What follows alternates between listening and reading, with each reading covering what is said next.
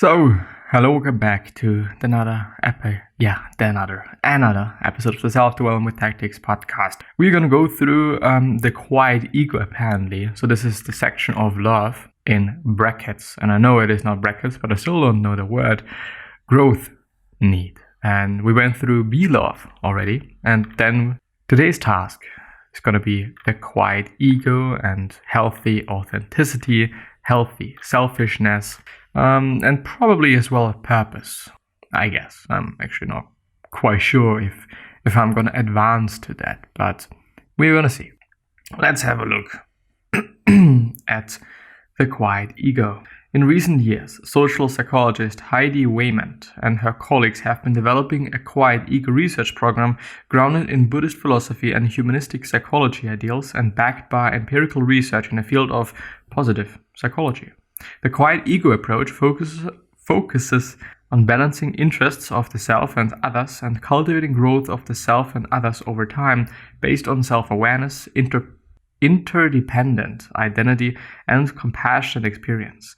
Paradoxically, it turns out quieting the ego is so much more effective in cultivating well-being, growth, health, productivity, and a healthy self-esteem than focusing exclusively on self-enhancement, which I think totally is the truth, because the ego is such a fucked up part of us humans, I would say, that it just makes sense for me that it is gonna change one so incredibly to the better, of course, in comparison to other things that of course are as well working, which might be kind of summarized as self-enhancement. A quiet ego is definitely not the same thing as a silent ego. Squashing the ego so much that it loses its identity does not want a favor. Instead, the quiet ego perspective emphasizes balance and integration. As Wayman and her colleagues put it, the volume of the ego is turned down so that it might listen to others as well as the self in an effort to approach life more humanly and compassionately. The goal of the quiet ego approach is to arrive at a less defensive and more integrative stance towards the self and others, not lose your sense of self or deny your self-esteem needs. And I think it is actually interesting to see that those self-help and self-development and self-enhancement things can actually be quite bad as well. And I do not want to say, okay, you shouldn't be doing this. I do want to say that you should, is this my... Oh yeah, it is. I think it is amazing. I think it is amazing to try to work on yourself and try to get better and better. I heavily also suggest to do so because we all have certain areas of life that we haven't advanced in to a great level yet, very important, yet. And I think we all have certain things that we don't necessarily like about ourselves, which doesn't always have to mean that you should be working on them. Sometimes also the perspective that you're having towards yourself and the way you look at yourself should change, by changing so, you can alter the way you feel about those things, definitely. But I think in the end, there are certain things that we rationally can say we should change about ourselves. Some people get really angry. Some people just, hurt themselves, whether it is physically or mentally. Obviously, these are things that we should be working on and we should try to mitigate, try to change, try to do just something about these things.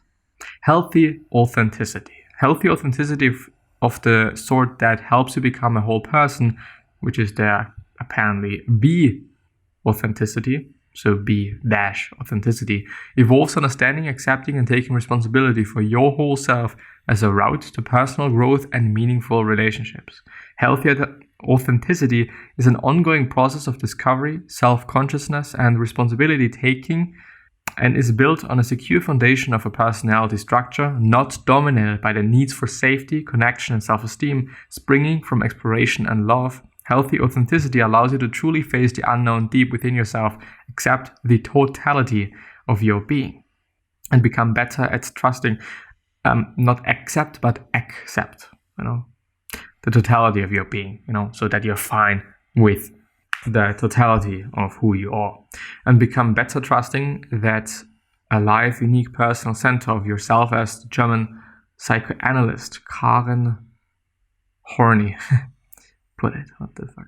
The main components of healthy authenticity are self-awareness, self-honesty, integrity, and authentic relationships. Major life is union under the condition of preserving one's integrity, one's individuality. In love, the paradox occurs that two beings become one and yet remain two. Erich Fromm, The Art of Loving, from 1956.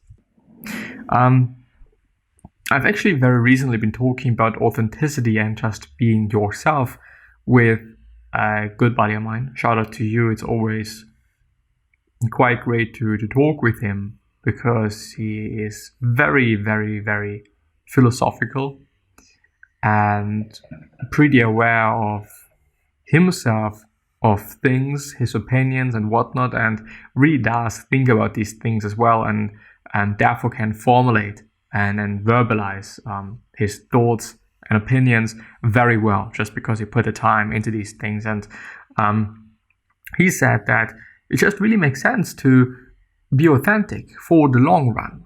Maybe in the short term, you're gonna get something out of it, by just trying to be somebody so that you're gonna get liked, that, a certain person is gonna fall in love with you, whatever it might be.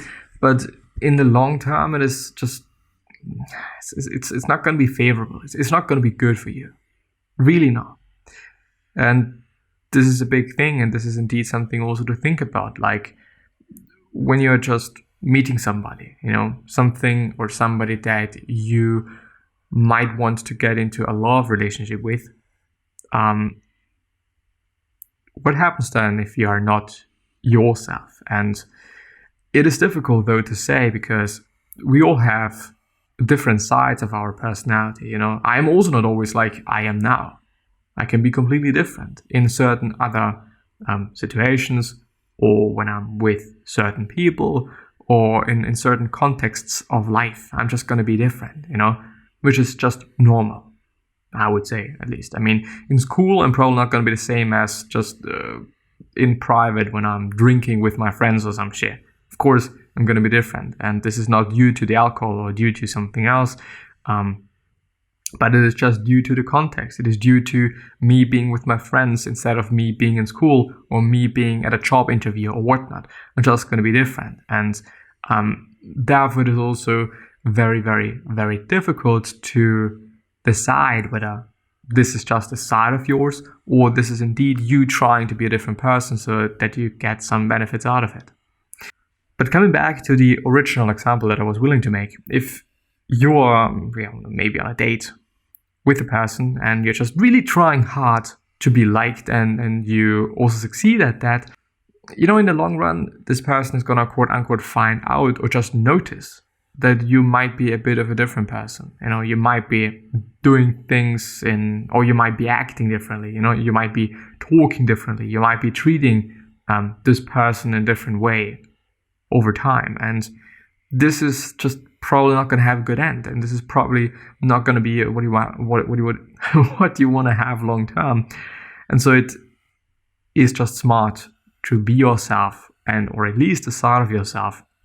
And of course, if I'm dating somebody and I really like this person, then I obviously want this person to like me. I'm not going to be this person that I am when I'm with my friends or when I'm, at school or whatever. I'm going to be a different kind of person. I'm going to be just, this side of me, which I think it is fine. It really is. But yes, it's indeed extremely difficult to say when the point is where you're just indeed trying to be somebody else and not just yourself in the end. Healthy selfishness, also a pretty big thing. Modern culture is pervaded by a taboo on selfishness, wrote Erich Fromm in his 1939 essay, Selfishness and Self-Love. Fromm notes that this cultural taboo has had the unfortunate consequence of making people feel guilty for showing themselves healthy self-love, and has even caused people to become ashamed of experiencing pleasure, health, and personal growth. It may seem paradoxical, but it also found that people who scored higher in healthy selfishness who are more likely to care about others and report more growth and oriented motivations for helping others. A key to maintaining such a harmonious relationship and exercising a certain degree of healthy selfishness is the relationship which Maslow describes as a great self-respect. This inclination to make sacrifices without good reason. Maslow notes that self-actualizing lovers demonstrate a fusion of great ability to love and at the same time great respect for the other and great respect for oneself. Becoming a whole person requires setting appropriate boundaries and balancing one's own needs with the needs of others. Which I would say is again just boiling down to the exact same thing as I was talking about before, which is in the long term, it is just not going to have a good end. It's not going to be good for you if you're always trying to please other people and you're never, quote unquote, selfish. I do really think as well that selfishness is connotated in such a negative way that people do not like being selfish, but there is a healthy selfishness, there is a healthy way of being selfish. And I think, if I'm not wrong, then this is also something that I've been talking about with this one person, and I really had to agree because there is indeed a healthy selfishness, when I'm always caring about somebody else and when I'm never trying to give myself and my brain and my body the thing it needs, even when there's something on the line, when there's somebody else on the line, like either it is just me dying and then me kind of breaking down in the long term, or this other person just getting this extra kind of thing, which, does really not matter in the long term and might be even forgotten from this person or by this person in the long term, which is a very pessimistic view, yes, but maybe, who knows? Always depends on the person, always depends on the context, always depends on you yourself as well. Some people can handle way greater acts of just not being selfish and trying to please everybody compared to somebody else, and which is also not kind of an exercise on how to compare yourself or comparing yourself to somebody else. No, this is rather self-awareness and listening to yourself and listening to your body, and also over time figuring out what you need and what you want to have. Yesterday, actually pretty interesting. Again, I've met this one person, shout out to you. And I, at first thought, well, I'm actually really not in the mood to be at this, it was a bar, to be at this bar that day, just also because I had to work, even though it was really not kind of exhausting work, it's really been chilled and fine and okay. But in the end, I thought, well, I'm probably going to feel pretty good about this situation. And as I've done also then in the end, I went home at a time that I just enjoyed. And so in the end, my afternoon or my evening was pretty fucking great. Just because I had both. And I just was trying to figure out what to do. And I thought about situations like these that I was in before. And I've seen and figured out that quite often I and my sense of what I need and what I don't need is quite distorted. And so I'm also deliberately trying to act against it to most often in the end see that it's been quite fine. Think about past times. Think about the same or similar situations that you've been in or at, and based on that, try to figure out what you should be doing, which does not necessarily mean that you should always be doing that.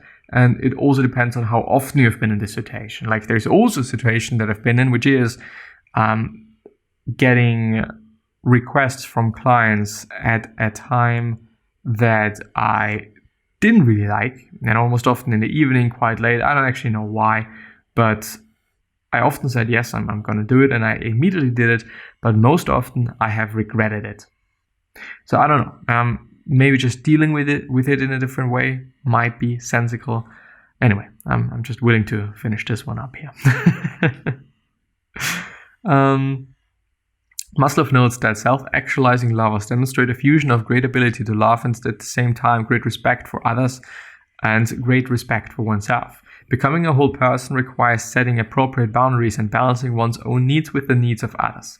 But perhaps the clearest way this paradox is resolved in whole love is by acknowledging that both partners can be interested in helping each other growing in their own direction. As Maslow notes, this requires not needing each other. They can be extremely close together and yet go apart when necessary without collapsing. They do not clinch to each other or have hooks or anchors of any kind. Throughout the most intense and aesthetic love affairs, these people remain themselves and remain ultimately masters of themselves as well, living by their own standards, even though enjoying each other intensively. Which I think just for that paragraph, it was worth going through that today, because I think this is so true, and I see many mistakes that I've made in the past, and many ways in which I should be doing things in the future. I don't want to repeat. Both partners can be interested in helping each other growing in their own direction. As Maslow notes, this requires not needing each other. They can be extremely close together and yet go apart when necessary without collapsing. They do not clinch to each other or have hooks or anchors of any kind. Throughout the most intense and aesthetic love affairs, these people remain themselves and remain ultimately masters of themselves as well, living by their own standards even though enjoying each other intensively. We have customarily defined falling in love in terms of a complete merging of egos and a loss of separateness, a giving up of individuality rather than a strengthening of it. While this is true, the fact appears to be at this moment that the individuality is strengthened, that the ego is in one sense merged with another, but yet in another sense remains separate and strong as always. The two tendencies to transcend individuality and to sharpen and strengthen it must be seen as partners, not as contradictories. Furthermore, it is implied that the best way to transcend the ego is via having a strong identity. Maslow. And with that being said, I'm going to end the episode. Bye-bye.